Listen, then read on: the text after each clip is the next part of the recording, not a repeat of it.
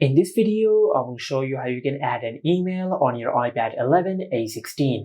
Now to do that, just go to Settings, and under Settings just scroll down and tap on Apps.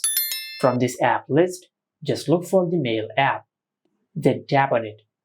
Now just tap on Mail Accounts, and over here you will find all the email accounts which are logged into your iPad.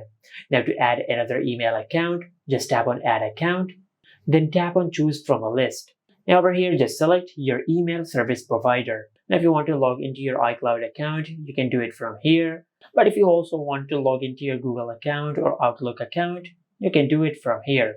But if you cannot find your email service provider on this list, for example, if you have a custom work email which is not listed over here, you can add your email by just tapping on Add Other Account. And over here, just select Mail Account.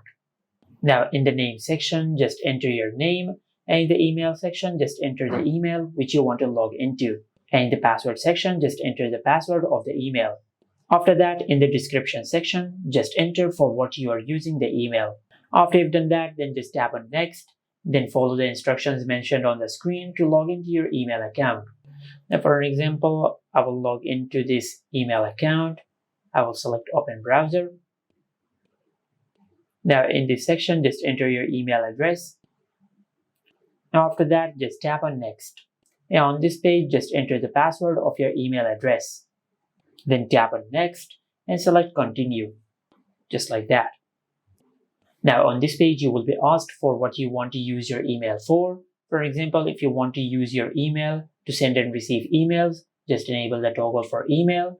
But if you want to sync all your contacts or calendars from your email to your iPad, just enable these toggles. Now after you've enabled the feature for your email which you want to use, then just select Save. And as you can see, this is how you can add an email account to your iPad. And this is it. Make sure to like, comment, and subscribe. Thank you for watching.